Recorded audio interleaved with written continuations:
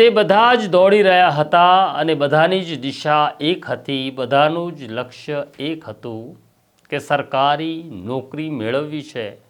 આંખોમાં એક સ્વપ્ન હતું કે મારે પોલીસ સબ ઇન્સ્પેક્ટર થવું છે। અત્યારે પોલીસ સબ ઇન્સ્પેક્ટરની શારીરિક પરીક્ષાઓ ચાલી રહી છે, જેમાં 15 લાખ કરતાં વધુ ઉમેદવારો પરીક્ષા માટે દોડી રહ્યા છે। પણ કમનસીબ લોકો પણ છે કે જેમને દોડતા દોડતા મોત મોહળ્યું છે। આવા 7 ઉમેદવારો તો પરીક્ષા દરમિયાન જ મોતને ભેટ્યા છે। આ મોત માટે કોણ જવાબદાર એવો સવાલ પૂછવો નથી, સવાલ પૂછવો છે કે જેને નોકરી જોઈએ છે એને મોત કેમ મળી રહ્યું છે। તમારી પાસે તેનો સવાલ હોય તો આપજો। આ જવાબ મારે સરકાર પાસેથી જોઈએ છે।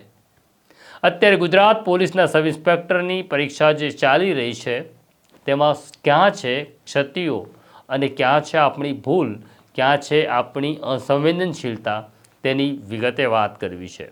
વૈષ્ણવજન તો તેને કહીએ જે પીડ પરાઈ જાનાને રે।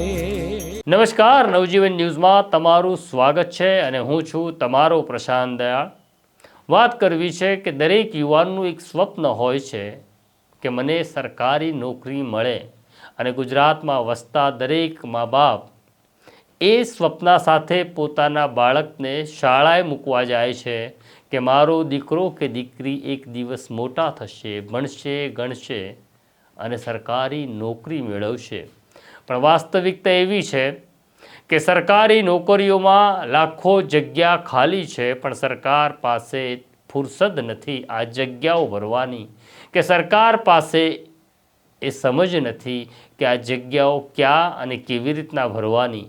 તેના કારણે લાખો યુવાનો એવા છે કે સરકારી નોકરીની રાહ જોતાં જોતાં તેમની ઉંમરનો એક તબક્કો પસાર થઈ જાય છે। આવી સ્થિતિ અત્યારે પોલીસની ભરતીની છે। અત્યારે પોલીસ સબ ઇન્સ્પેક્ટર અને કોન્સ્ટેબલની ભરતી થઈ રહી છે, જેના માટે 15 લાખ લોકો પરીક્ષા આપી રહ્યા છે।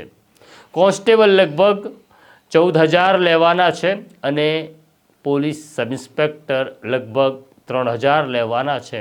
આમ 17,000 પોલીસ કર્મચારીઓ માટે 15 લાખ યુવાનો યુવતીઓ દોડી રહ્યા છે। અમદાવાદનું સરદાર પટેલ સ્ટેડિયમ છે, ત્યાં મારું નિયમિત જવાનું થાય છે। ત્યાં હું જોઉં છું કોઈક પિતા રિક્ષા લઈને આવે છે પોતાની દીકરીને મૂકવા માટે, કોઈક વૃદ્ધ પોતાના દીકરા સાથે સાયકલ ઉપર આવે છે, કોઈક ગરીબ મજૂર પોતાના સંતાનને લઈને ત્યાં આવે છે। દીકરા અને દીકરીઓ ત્યાં હજારોની સંખ્યામાં દોડે છે। ગ્રાઉન્ડની બહાર ઊભા રહેલા પેલી પિતાની આંખમાં એક સ્વપ્ન છે કે મારો દીકરો કે દીકરી આ પરીક્ષામાં પાસ થશે, અમારી જિંદગી આબાદ થશે। પણ આપણી જે પરીક્ષા છે એની સરખામણી આપણે બીજા રાજ્ય સાથે કરીએ તો સમજાશે કે આપણે કેટલા અસંવેદનશીલ છીએ। અત્યારે જે લોકો પોલીસ કોન્સ્ટેબલ કે સબ ઇન્સ્પેક્ટરની પરીક્ષા આપી રહ્યા છે તેમણે સૌથી પહેલાં 5 કિલોમીટર દોડવાનું છે અને આ 5 કિલોમીટર 25 મિનિટ કરતાં ઓછા સમયમાં આ દોડ પૂરી કરવાની છે।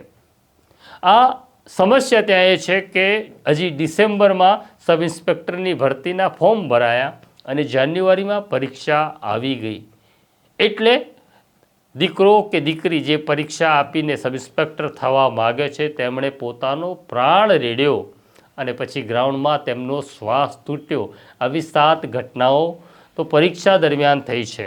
એક અંદાજ પ્રમાણે પ્રેક્ટિસ દરમિયાન જે યુવક કે યુવતી મૃત્યુ પામ્યા છે તેની સંખ્યા 20 કરતાં વધારે છે। બીજા રાજ્યમાં પણ પોલીસની ભરતી થાય છે, પણ ત્યાં શું સ્થિતિ છે, ત્યાં શું નિયમ છે એ પણ જાણવા જેવા છે। ગુજરાતની અંદર સબ ઇન્સ્પેક્ટરે કે કોન્સ્ટેબલે પરીક્ષા પાસ કરવાની હોય તો 5 કિલોમીટર 25 મિનિટમાં દોડ પૂરી કરવાની છે। દિલ્હીમાં 1600 મીટરની જ પરીક્ષા છે, એટલે કે લગભગ 1.5 કિલોમીટર જ દોડવાનું છે સબ ઇન્સ્પેક્ટરે, અને એ 6.5 મિનિટમાં આ પરીક્ષા પૂર્ણ કરવાની છે. ઉત્તર પ્રદેશ પોલીસમાં ભરતી જેમને થવું છે એણે 4.8 કિલોમીટર દોડવાનું છે અને એની સમય મર્યાદા છે 28 મિનિટ. ગુજરાતમાં 5 કિલોમીટર છે અને 25 મિનિટ છે. યુપીમાં 4.8 કિલોમીટર છે અને 28 મિનિટ છે. અને પશ્ચિમ બંગાળમાં માત્ર 1600 મીટર જ દોડવાનું છે અને તેની સમય મર્યાદા છે 6.5 મિનિટ. રાજ્યને કે પરીક્ષા લેનારને આ વ્યવસ્થા સમજાય અથવા તે બીજા રાજ્યની વાતને કે તેમની પરીક્ષાઓને સમજે તો સારું છે. નહીં તો નોકરી લેવા નીકળેલા યુવક કે યુવતી મોતને ભેટે એનો જવાબ કોણ, ક્યારે અને કેવી રીતના આપશે તેની મને ખબર નથી. બસ ધ્યાન દોરવું હતું સરકારનું. આ છે સ્થિતિ. નોકરી લેવા નીકળેલા લોકોને મોત મળી રહ્યું છે, ચિંતા કરજો. અત્યારે મને મારા સાથી જયંતને રજા આપજો. નમસ્કાર.